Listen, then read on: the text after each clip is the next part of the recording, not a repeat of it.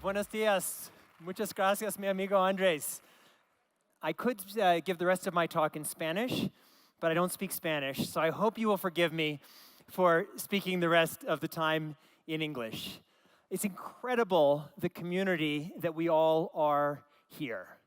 And this is an essentially human community. What are we doing here?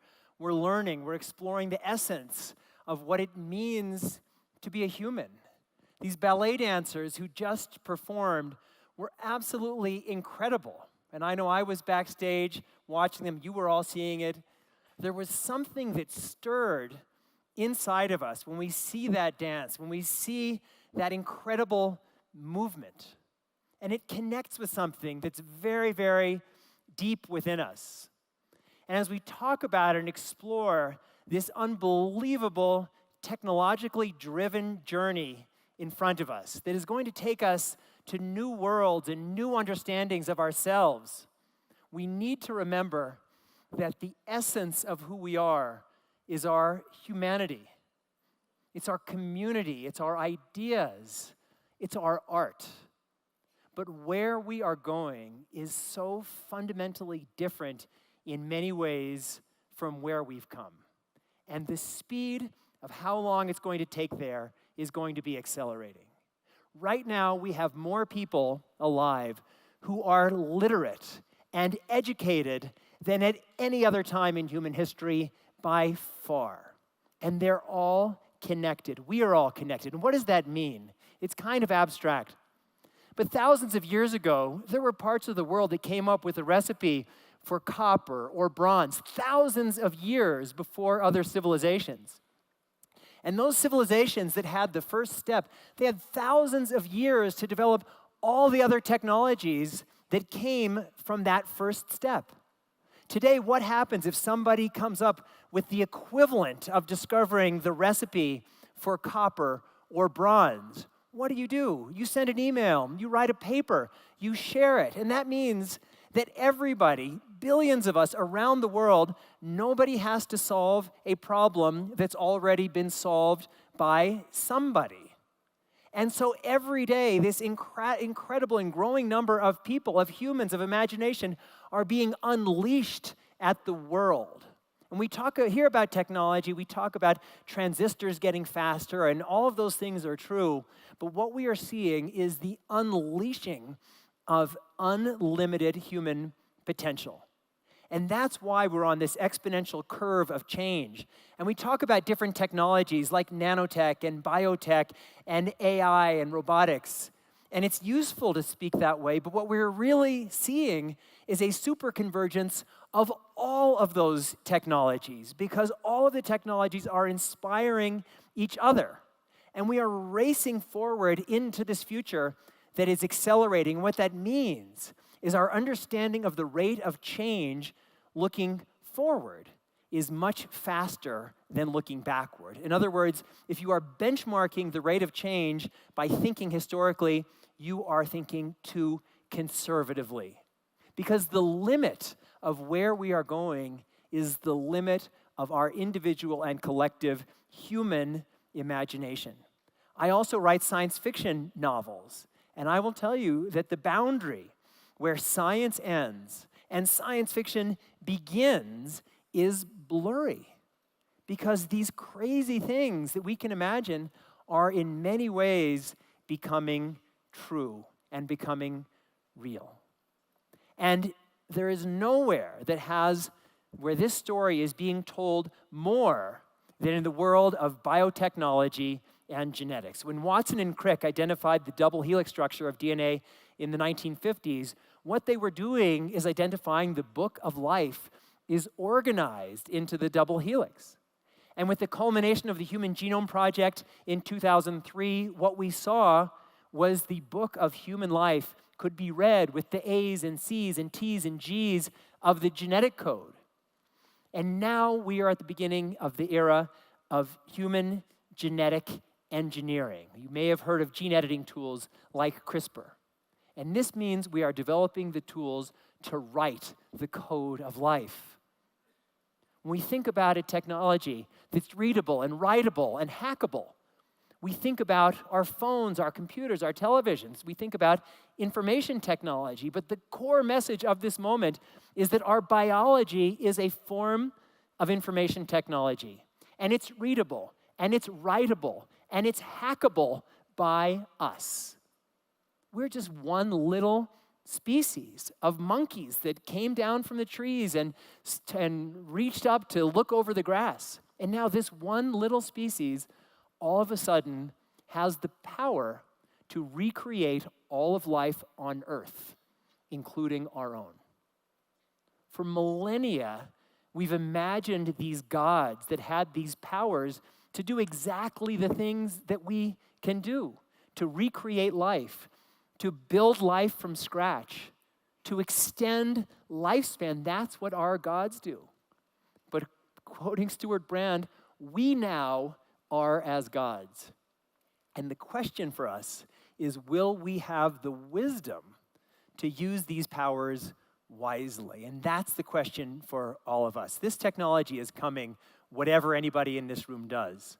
But everybody in this room is going to be and must be part of the process for determining how these technologies can best be used to help us rather than harm us. And this is all big and abstract, but let me make it very concrete for you how these technologies are already changing your lives and will change your life.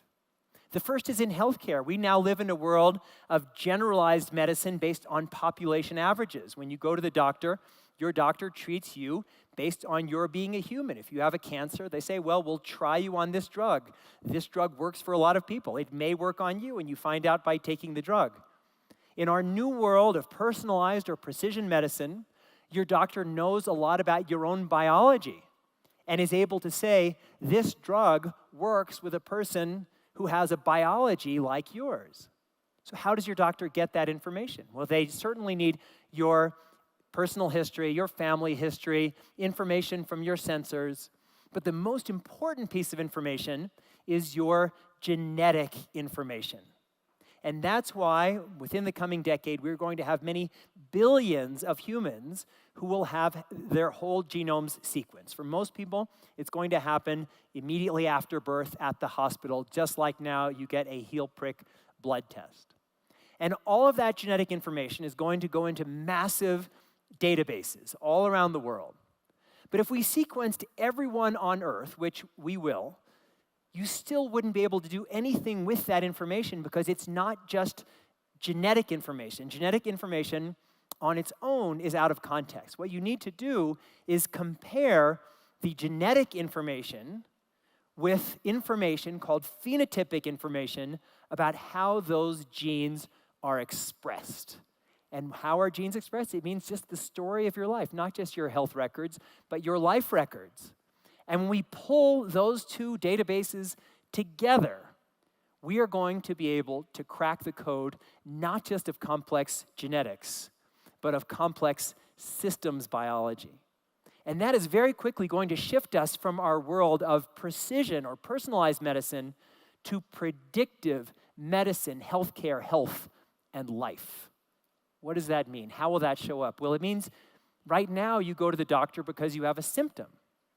But in this future, which is now, you're going to be taking your newborn child home from the hospital.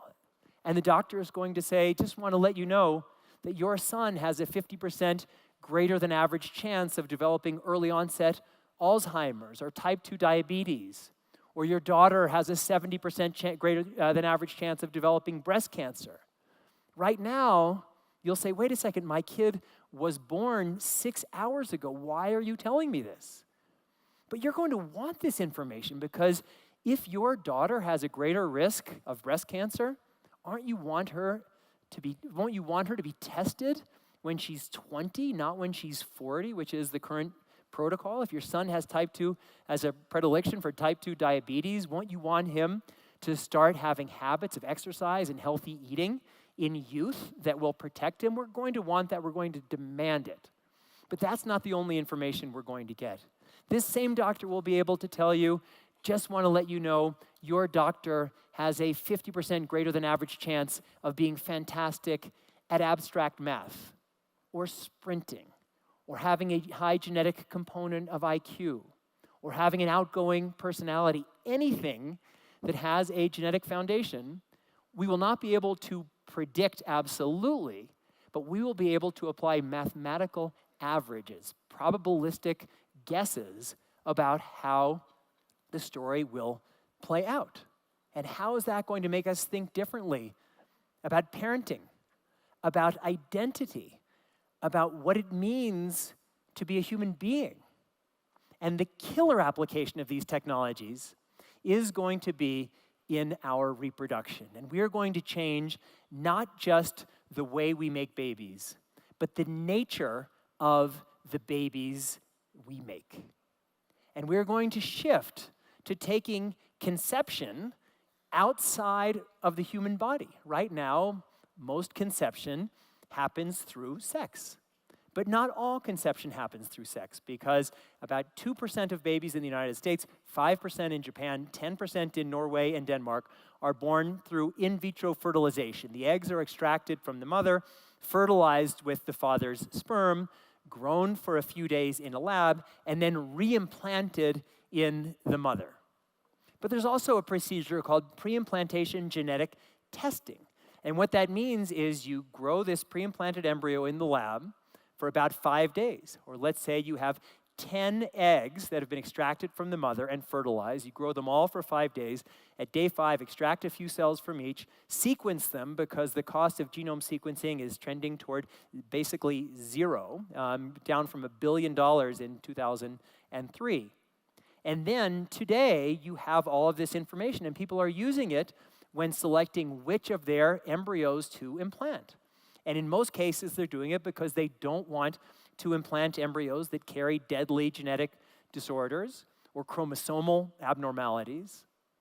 But we're going to have all of this genetic information that I've described available to us when making the decision about which of these 10 or 15 embryos to implant. Are you going to want to know which child is going to potentially have a deadly genetic disease? Probably. Will it be relevant to you to know which of those embryos has the greatest chance of living a long and healthy life? It may. And then what are your values? Do you value high IQ? Is that something that's important to you? Will you select that? Or personality style? And then we have this whole new set of technologies of genome editing. And the first CRISPR babies were already born in China last year. We are already editing the genomes of pre-implanted human embryos. And all of this is racing forward in this context of us. We are different within our societies, between our societies. We compete with each other to get our kids into the best schools, to give our kids the best chance of living. Between our countries, the United States and China are right now, in many ways, in a technological and innovation arms race that is going to define the 21st century. Are genetics and biotechnology going to be part of that competition? Absolutely, yes. It's already happening. It's part of all of the Chinese plans for becoming the world's leading technological nation by 2050. And all of this exists not in some abstract world, but in the world of our humanity, where the technology is happening, but the question for us is what values will guide its application. Because we don't want to live in a world where there are genetic haves and have-nots. As H.G. Wells predicted, this could be laying the foundation for levels of inequality that we haven't seen in a very long time. Or maybe we have. Maybe we have unbelievable levels of equality today, and the difference between the world's most advantaged and the most disadvantaged people today is as great or greater than the difference between these genetically enhanced people of the future and non-genetically enhanced people. So if we care about genetic equality in the future, let's make sure we know who we are today. Or diversity. Diversity isn't something that makes our communities more interesting, but diversity is the sole survival strategy of our species. It's what random mutation and natural selection are based on. And If all parents start selecting the same things for their kids, we could inadvertently limit our diversity.